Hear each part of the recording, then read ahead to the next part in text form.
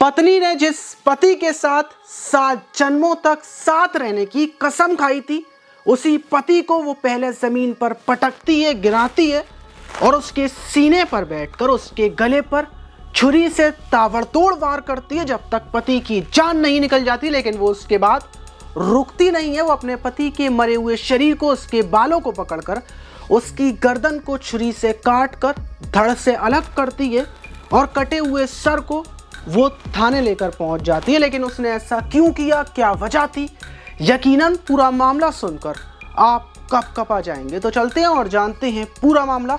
Video को जरा सा भी स्किप तो ना कर रहे हैं। आंध्र प्रदेश के चित्तूर जिले की वहां पर रहने वाली वसुंधरा, जिसकी उम्र 47 साल थी। वसुंधरा की शादी 21 साल पहले रविचंदन के साथ हुई थी। रविचंदन की उम्र 54 साल थी।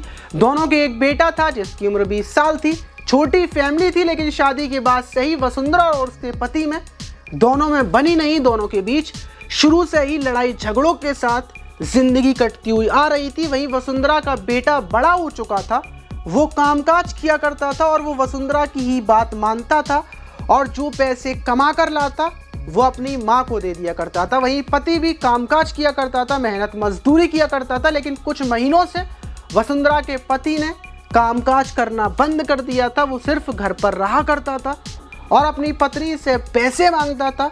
और जब से उसका काम बंद हुआ था, दोनों पति पत्नी के बीच इसी बात को लेकर लड़ाई झगड़ा चल रहा था। और रोजाना की तरह सोमवार को भी वसुंधरा का बेटा काम पर चला जाता है। वसुंधरा और उसका पति घर पर थे और किसी बात को लेकर दोनों के बीच बहस छिड़ जाती है और बहस लड़ाई में बदल जाती है। लड़ाई इतना भयंकर रूप ले लेती है कि वसुंधरा का पति उसके ऊपर हाथ उठा देता है। दोनों में हाथापाई शुरू हो जाती है। लेकिन जब वसुंधरा पिटती है, उसके कान पर चांटा पड़ता है, तो वो फैसला कर लेती है कि अब इस लड़ाई का अंत हो जाएगा। उसके दिमाग पर खून सवार हो जाता है, क्योंकि कोई भी लड़ाई भयंकर रूप तब लेती है जब लड़ाइयाँ रोजाना डेली होना शुरू हो जाती हैं। तो लास्ट में, आखिर में उसका अंत बहुत खतरनाक होता है। ऐसा ही भयंकर रूप वसुंधरा और उसके पति की लड़ाई ने ले लिया था।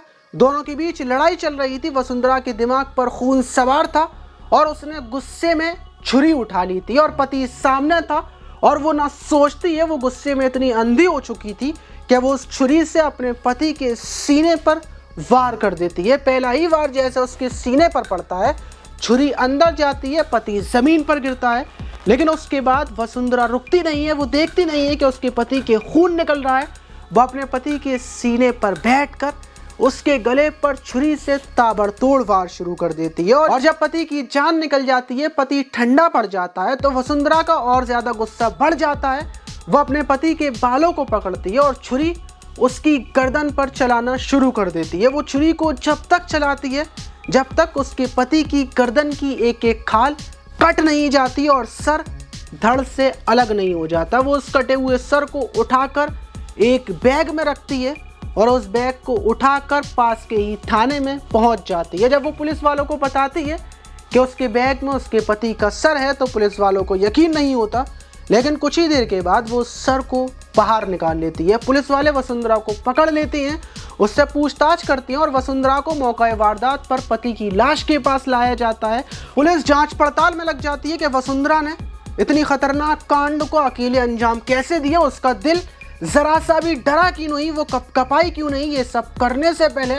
लेकिन वसुंधरा को इस चीज़ का जरा सा भी अफसोस नहीं है। उसका कहना है कि वो रोज़ रोज़ की लड़ाइयों से थक चुकी थी, पक चुकी थी और उसने ये फैसला बहुत सोच समझ कर किया और उसको इस चीज़ का कोई अफसोस नहीं है। वो अब अकेले जेल में रहेगी बहुत सुकून के साथ। लेकिन जब बेटे को ये पता चलता है तो उसका रोते रोते बुरा हाल हो जाता है। लेकिन आप क्या बोलना चाहेंगे, क्या दोनों पति पत्नी में से गलती किसकी है और इस कांड की मेन वजह क्या रही? कमेंट बॉक्स में अपनी राय जरूर दीजिएगा। मिलते हैं किसी और वीडियो में।